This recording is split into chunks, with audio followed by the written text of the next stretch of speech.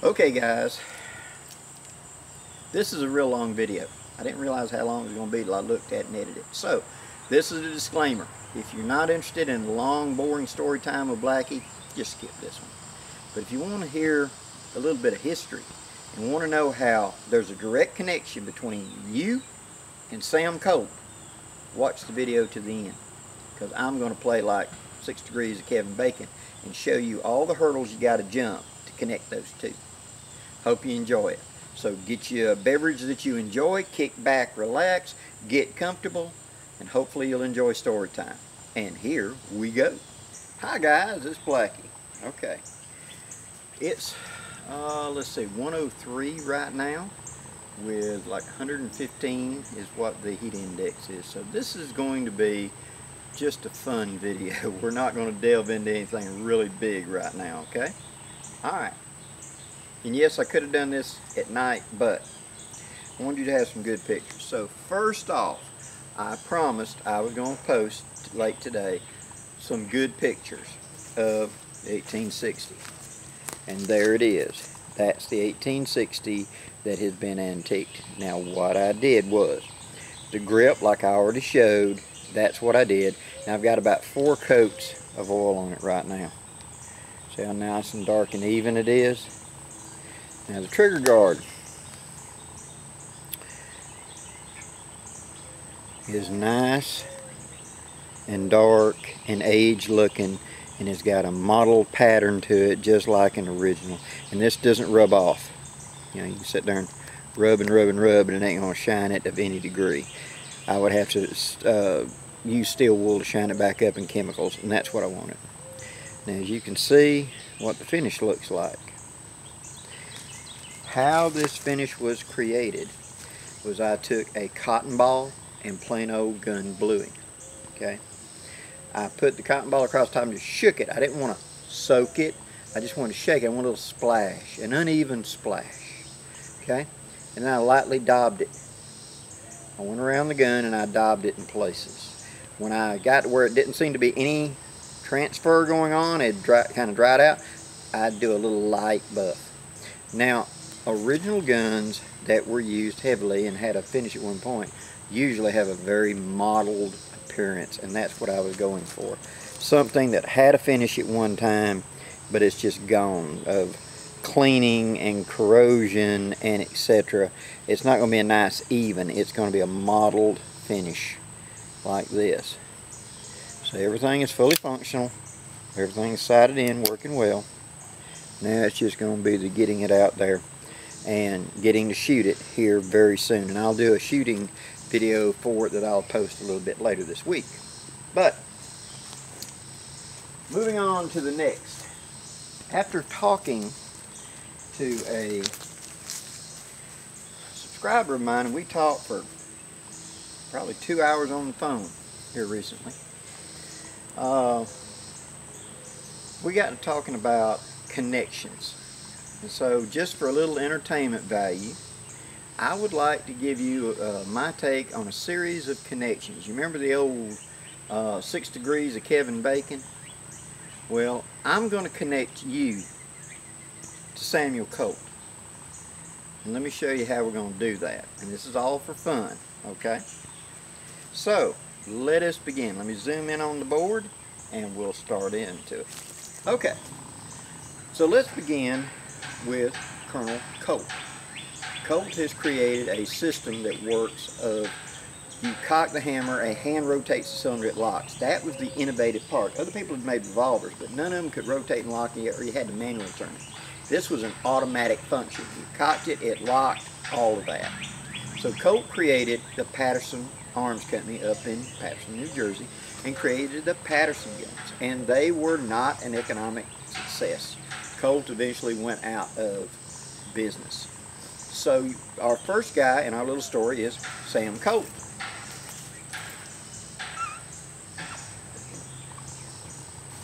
Next, COLT's guns ended up in Texas. And we come to our second player in our little saga. That was the Texas Rangers. The Texas Rangers were utilizing a Patterson with 2 spare cylinders. And there was this case of a very well-armed little detachment, 7 or 8 guys, and each man had a Patterson and plenty of spare cylinders. They went up against a force of like 60 or 70 Comanches and won. Because of that, it so impressed one of the members of that party. His name was Walker. That's our third person. Now Walker, who was in the soon-to-form mounted rifles or dragoons, he thought about this Patterson gun would be a perfect thing for his troops. And he had the most important thing. He had political connections. A member of his family was big in Washington, in the State Department as I recall. And 2, the money. So he has a military contract and he's got the money. But what he needs is COLT. So he goes to COLT and says, hey, I got a contract and I got the money. I need you to produce a revolver. But COLT didn't have any facility. So they come up with a design, and then he went to the next step in our process. And that gentleman's name was Eli Whitney. Now Whitney was a big industrial power. He had a big factory, lots of machines, a lot of skilled technicians. But what he didn't have is a design. So you bring him this thing for a yard rake, and he have his guy makes it. Here's a cotton gin design. Here is a such and such. Here's a plow design. Here's whatever. He had the industrial capacity to make it because he had the people with the machines and the skill. What they don't have is a pattern. You just come up and you have to have a pattern, and they can make it. If you got an idea and a pattern, he can make it. And so COLT and Walker go to Eli Whitney, and the 2 of them combine forces to produce pistols for this military contract of Walker's, and that gun was the COLT Walker.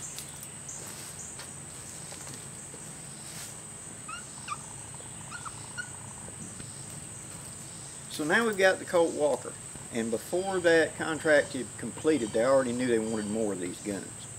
And so after that order was filled and a few others, COLT, as part of his deal, had got to keep the machinery and the doodads and the gadgets where he could go set up his own factory. But the military wanted some right now. So while COLT is shifting to set up his own factory, he had Whitney make some improvements. And that's the gun that we call the Whitney Walker, or the Transition. Okay, it had a slightly shorter cylinder, and it had a loading lever catch underneath the barrel as opposed to that hook that the Walker had. So the 2 of them made the Whitneyville Walker.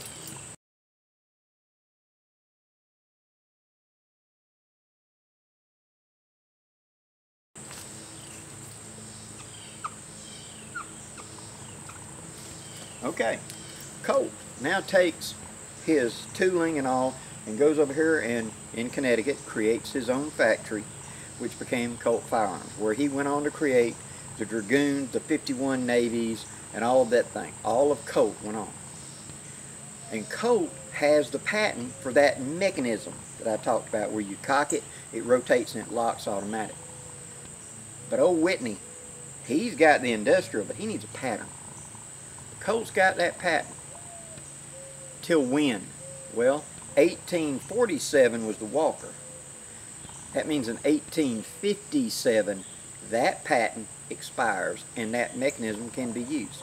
So Whitney goes to a very talented designer of his, and they start working out. Okay? So this led to the creation of the COLT Firearms Company. Okay? COLT went with Texas Rangers, went with Walker, Walker went with Whitney, Whitney created the COLT Walker, and COLT Walker ended up making the improved COLT Walker, the Whitneyville Transition, and then you got COLT manufacturing. Okay? Now, Whitney wants to get in on this gun operation. Let's look at what's going on in the world right now. This is the 1850s. You got the minor 49er California gold rush is going strong. You've got all kinds of places that are refining gold, and people need small, compact handguns to be on them. So the demand is huge. The prices are ridiculous. A gun that was selling for $25 on the East Coast was selling for $500 in the gold fields of California. this was a market just design idea. But the problem was Colt's got that design locked down. So Whitney turned to one of his designers, a guy by the name of Forsyth Beals. So we got Whitney to Forsyth Beals. And he told Bill, find a way to design something, and he did. He took the Colt mechanism and he put it in a solid frame. And through tweaks and stuff, they came up with a first, second, and third design. And in 1857, Colt's patent expires, and Whitney brought to the market the Whitney Navy Revolver. And here's a picture of a Whitney Navy Revolver.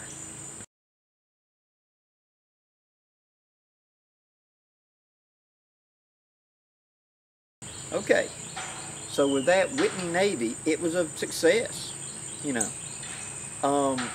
The U.S. military took an order for it, and 30-something thousand of those were issued out during the Civil War to various units. So it was a successful revolver.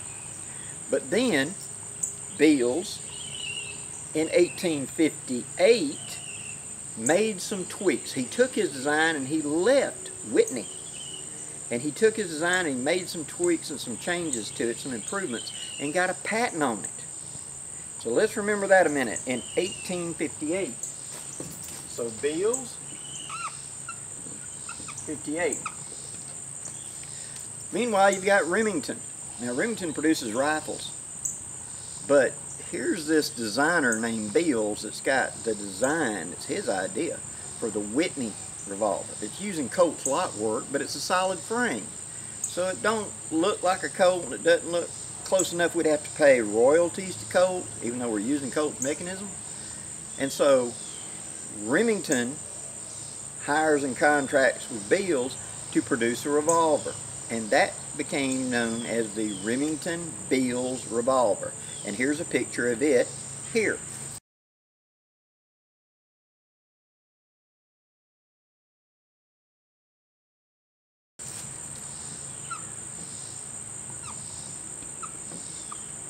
So the Remington Beals Revolver.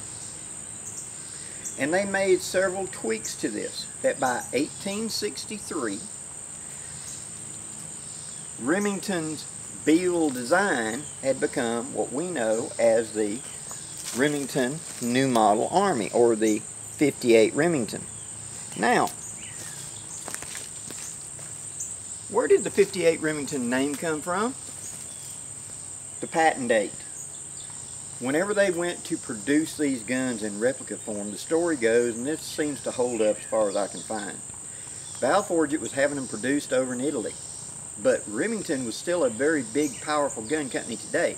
So would you call it a Remington revolver? Even though you're doing a historic thing of a gun that hadn't been in production for almost 100 years from Remington, that company still exists. They may have a problem with you using their name, Remington, even though for it's a gun they produced all those years ago. So he took the patent date that was on the original Remington, which said 1858 patent date, and it was the improvements that Beal had made to the Whitney revolver to create the Remington Beals that created the New Model Army. And so he called it the 58 Remington to distinguish it and avoid any legal problems in the modern era. So today a lot of us call that gun the 58 Remington, although it's not, it's actually a 63 Remington. Or what they'd said back in the day was the Remington Army Revolver or the New Army Revolver. Okay? Now, let's look at what Beals has created. Okay? Beals, through Whitney, wanted to compete with the Colt 51 Navy out west in the wars that were going on in Kansas and Missouri, and the arguments that were going on in the Indian nations, the problems that you've got out in the West Coast. And so he created the Whitney revolver in the Navy caliber, which was 36.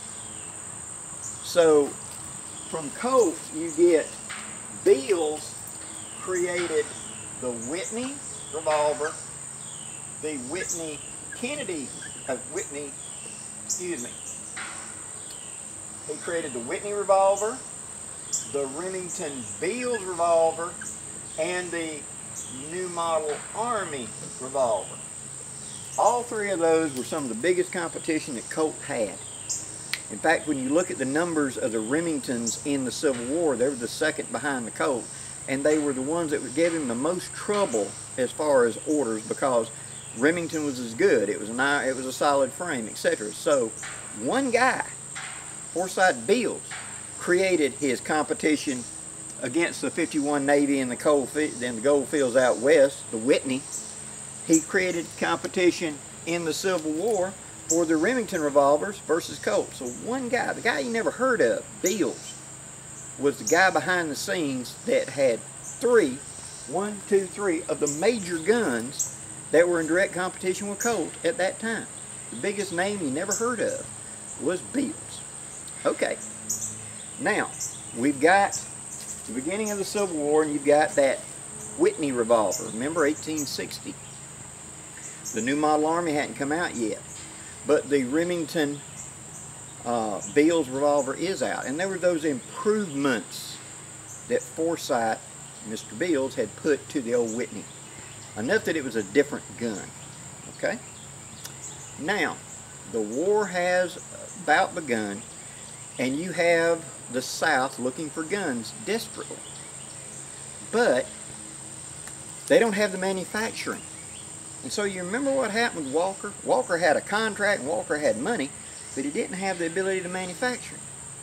Well, there's these two guys from Louisiana named Spiller and Burr, and they had a contract from the Confederate government to produce copies of the 51 Navy for the Confederacy. But they didn't have the manufacturing. They just had a contract for it. So they went looking for somebody to build it. They were going to kind of reverse engineering. And as they're looking around, they find this guy.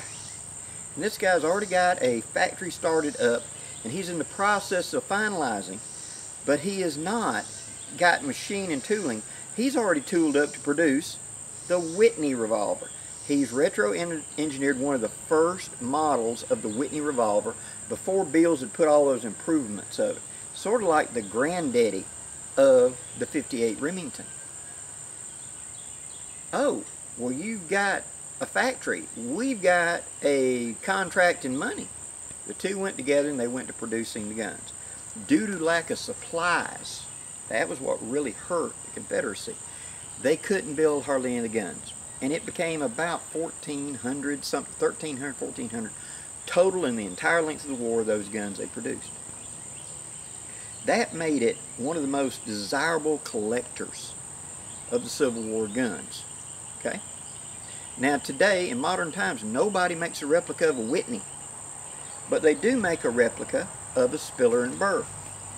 Which is kind of funny because it's a replica of a gun that was a replica. You know, when you look at it.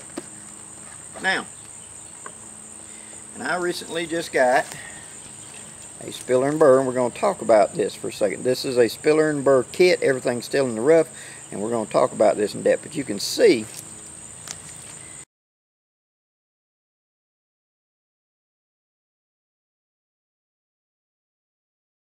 when you hold it up beside the 58 Remington that they're very similar in design, and they ought to be. This is sort of the grandson of this. Now,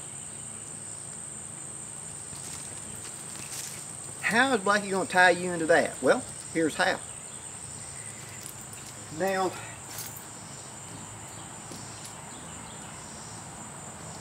you've got, after all of this, the Spiller and Burr.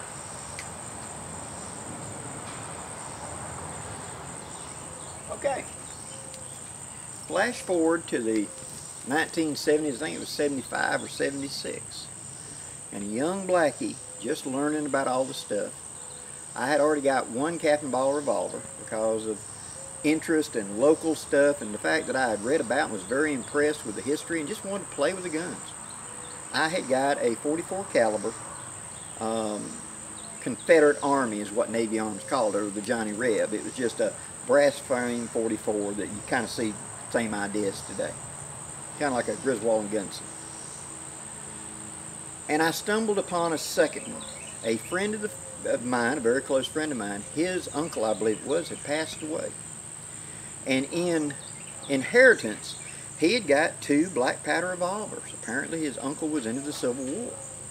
And he got one which was a K-set 51 Navy, modern manufacture. And the other one was a Spiller and Burr revolver. It looked like hell. Well, he'd been doing Civil War reenactment. There was no note, no nothing with anything. It was just, here's your inheritance. There you go. Well, after about a year with my friend, me and him going and shooting those guns, I managed to make a deal with him, and I ended up with the Spiller and Burr. Now, I fully believed, because the only reference I could find of it was a Dixie Gun Works kit gun like this, because there was not a mark on it anywhere. No black powder only on the barrel, nothing. It was just bare. No serial numbers anywhere in it or on it. And so I fully believed that's what it was. And I shot it a lot. And that gun taught me a lot. Well, one of the things is, and these things are horribly known for shooting high. When you look at that little bitty bead front side, if it'll ever focus in there, let me see if I can get in front of it and it'll do it. See how small that side is? On the one that I had, it was half that size. Obviously, it had broken off, and it was just a teeny tiny nub right there. And being a young teenager, I didn't have the way to fix it. And so to play with it and learn with it, I had to learn in what's called instinctive shooting. And instinctive shooting is kind of like Zen with the bow. You become the arrow. Well, you don't use any sights. I just would aim, kind of point it, and know where the bullet was going to go. And through thousands of rounds of that old gun, I got to where I could hit a bunny on the run with it and things like that. And I could hold a small soup can sized group with it fairly well, but I wasn't using any sights. I was just bringing the gun up and pointing it and knowing where to point. Okay? How much Kentucky windage, point here to make it land in a group kind of there. Alright? Well, when one of the chambers had a nipple that was severely broken, and so I could only shoot it as 4-shot. I couldn't do the 5th shot, 6-shot, excuse me. And because of that, I always just let the hammer down on that damaged one. Then I found a guy at a gun shop about 30 miles away who was willing to work a deal with me. He worked on old guns and replicas and stuff. He did big Civil War reenactment. And he agreed that he would be willing to change out the nipple for me. He had a apparatus that would grip the cylinder, and he had a drill press that he could put a lot of pressure on a special wrench and just unscrew it. Add heat, unscrew it. He said he'd done it many times before, won't be a problem. So I dropped the gun off to come back next week and get it. Well, next week came back, and when I went down there, and I'd had this gun 10 years at this point. I went down there, and he had this long face, and he said that my gun had sprouted legs and walked off. So it was an indoor shooting range. And you had the gun counter. You had the shop. And then you had the indoor shooting range. Well, there was a little connection between, and he had his gun repair in a bathroom. Right there was his gun repair. He had told me to go in there and just lay it down on the counter. And I had. Well, he said that someone must have passed through there and stole the gun. And he felt really bad about it. And but since it isn't a firearm, because it was a black powder gun, and since there was absolutely no serial number on it or anything else, he said, I'm going to make it right with you. And he pulled out from under the counter a still in the box, brand new 51 Navy 36. He said, I'll trade you this, because what I'm going to do is this. I'm going to write you a bill of sale for that old gun, give you this, and then I'll write it off my taxes, because I ain't got to prove it like that. And therefore, I will be the good. Well, Lost gun, sounds pretty good. Yeah, I'd rather have my old gun back, but okay, yeah, I was excited about it. I did it. About 4 years later, we found out that this guy was robbing a lot of people of things like that. Because here's what he had found out. He had taken my gun in there and he had chucked it up and he had put the pressure to it and he'd got that damaged nipple out. And then he went to trying to match the thread pattern on it so he could find out which replacement Italian nipple went back in the hole. And guess what he found out? It wasn't Italian. It was an original Spiller and Burr. All the Italian guns had metric threads. This one was not. And once he compared it to reference books, he realized he had one of the rarest Confederate guns in his hand right there. So he just basically stole it from me. He gave me a 51 Navy and sent me on my way, and then he went to some auction somewhere and he made money on it. But it came out later, and in his records we found a listing in an auction, and there was my gun that he was selling at an auction. Now, did I pursue it? No. That was years and years ago, and the guy who got it, gone. But that gun, that original Spiller and Burr, taught me so much about percussion guns and me tinkering on it, trying to be able to hit something, that I learned a great deal. Between that and the old brass frame Colt I had, I learned a lot about Colts too. And that set me on the path to becoming very much enamored, as you know, with percussion revolvers. So much so that many, many years later in my life, I started a YouTube channel. And from that YouTube channel, I eventually got around to thinking nobody would care about this, but I did a couple of videos about my percussion revolvers and my passion for the history of them and how they work and how to make them very functional field guns. And many of my subscribers really appreciated it and liked it. And right here, thank you very much, guys. But the thing about this is, how does this all connect? Well, let's play this game now that you know all those rules, all this backstory. Sam Colt came up with a design. Sam Colt went out of business. The Texas Rangers liked his design. Walker had the money, found Colt. They went to Whitney. Whitney created the gun. From that created the Colt firearms industry. Whitney wanted to get in on the bandwagon, so he went to Forsyth Beals. Beals created the Whitney Navy Revolver. The Whitney Navy Revolver evolved into the Remington handgun.